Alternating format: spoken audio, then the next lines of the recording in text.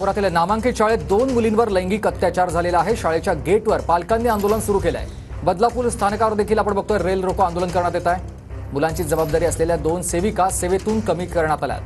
शाळेकडून माफीनामा जाहीर करण्यात आलाय तर संबंधित शाळेच्या मुख्याध्यापिकेचं देखील निलंबन करण्यात आलंय। घटनेच्या निषेधार्थ आज बदलापूर बंदची हाक देण्यात आलेली आहे। महत्त्वाची बातमी आपण बदलापूरमधून बघतोय। बदलापूरमध्ये सध्या पालक संतप्त झालेले आहेत। पालकांकडून शाळेबाहेर सध्या आंदोलन केलं जात आहे तर रेल्वे स्थानकावर देखील रेल रोको आंदोलन केलं जात आहे। मंत्री आदिती तटकरे जी आपल्यासोबत थेट जोडले गेलेले आहेत। आदिती जी आपण बघतोय सध्या बदलापूरमधली ही स्थिती बघताय तुम्ही, पालक संतप्त झालेले आहेत। खरं तर अतिशय निंदनीय आणि दुर्दैवी घटना आहे ही।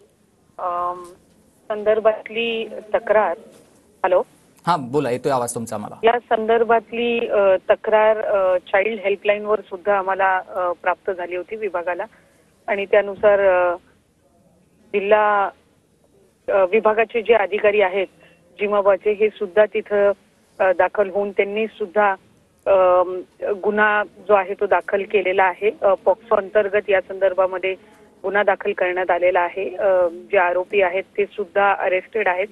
त्यामुळे निश्चितपणाने संतप्त प्रतिक्रिया ही तिथून शाळेतून विद्यार्थी असतील किंवा त्यांचे पालक असतील किंवा बदलापूर मधले जे निवासी असतील यांच्याकडून येत आहे आणि शाळा प्रशासनावर सुद्धा जी काही कारवाई आहे ती करण्यात आलेली आहे। त्यामुळे अशा पद्धतीच्या घटना एकतर शाळांमध्ये घडणं हे निश्चितपणाने दुर्दैवी आहे, पण अधिकाधिक त्या आरोपीला कडक शासन होणं हे विभागाच्या माध्यमातून किंवा जिमाबाच्या माध्यमातून आम्ही नक्कीच गृह विभागाला प्रस्तावित करू। आदिती तटकरेची घडलेला प्रकार अत्यंत गंभीर आहे। पालक धास्तावलेले आहेत, त्याच्यामुळे बदलापूरकरांचा संताप, त्यांची भीती या आंदोलनाच्या माध्यमातून व्यक्त होते आहे। आता आपल्या मुलींना शाळेत पाठवायला सुद्धा पालकांना भीती वाटते आहे। नेमकं असे प्रकार पुन्हा घडणार नाहीत याबद्दल तुम्ही पालकांना, बदलापूरकरांना, आंदोलकांना कसं आश्वस्त कराल? हे नक्कीच झालेली जी घटना आहे ती अतिशय निंदनीय आहे, कारण शेवटी पालक शाळेच्या किंवा तिथल्या व्यवस्थापनाच्या विश्वासावर त्यांच्या मुलांना शाळेमध्ये पाठवत असतात शिक्षणासाठी। त्यावेळेला अशा पद्धतीची ज्या वेळेला घटना घडते त्यावेळेला त्यांनाही निश्चितपणाने याचा एक धक्का बसतो किंवा एक भीती निर्माण त्या निमित्ताने आपल्या मुलांच्या दृष्टिकोनातून होत असते।